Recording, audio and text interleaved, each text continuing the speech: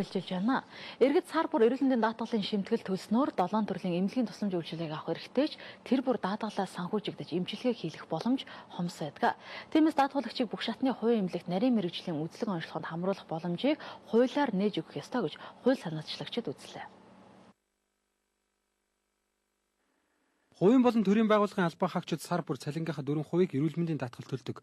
Ингэснээр дотор мэдрэл, нүд чих, арьс, яаралтай бус, гэмтэл, мэс засал гэсэн үндсэн үйлчилгээнүүдийг даатгал төлсөн мөнгөөр авах ёстой гэж хуульчилсан. Гисэн хэдий ч өнөөдөр дүүргийнхээ нэгдсэн эмнэлгүүдээс иргэд тэр бүр дээрх эмчилгээ үйлчилгээг аваад байдаггүй. Аль болох 3 дахь шатлалын эмнэлгийг зорддог нь нууц биш. Тэгвэл чухам яагаад иргэд 3 дахь шатлалын эмнэлгийг зорих болов? Учир нь боловсрол хүчний ур чадвар харьцангуй өндөр, техник тоног төхөөрөмжийн хувьд дүүргийн эмнэлгүүдээс хүчин чадлын хувьд сайн. Гэвч 3 дахь шатлалын эмнэлгүүдэд дугаарлаж эмчлүүлэхэд хэдэн өдөр болох тохиолдол цөөнгүй.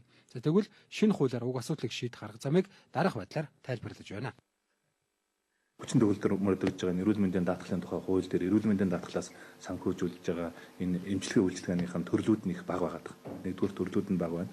Хоёрдугаар бол ерөөсөө яг ингээд тодорхой иргэдэд яг энэ эрүүл мэндийн даатгалаас тодорхой мөнгө авахын болцоог нөгөө мөнгө эмчилгээнийхэн төлбөрийг авах болцоо байхгүй болчиход байна шүү дээ, тийм ээ. Эрүүл мэндийн нөгөө нэг санхүүжилтийн хоёр их усрээр биш, нийт санхүүжилтийн бүгдийг одоо тэр нийгмийн даатгалын одоо эрүүл мэндийн даатгалын сангаар нь дамжуулж энэ санхүүжилтийг хийгээд тэгээд эрүүл мэндийн одоо даатгалын газар нь нөгөө эмнэлгүүдтэй одоо үйлчлэгийн худалдаа авах гэрээ хийгээд тэр нөгөө даатгуулагчдын эрх ашгийг хамгаалах үүднээс энэ гэрээг хийгээд тэгээд үнэхээр тэр хийсэн гэрээнийхээ үндслэн дээр тэр иргэдэд шаардлагатай байгаа эмчилгээ үйлчлэгийг үзүүлж чадж гэнэ үү гэдгийг одоо хямдаг ийм тогтолцоо бол шийдэх зайлшгүй шаардлагатай байгаа юм. Ийм л нөхцөл байж байгаа.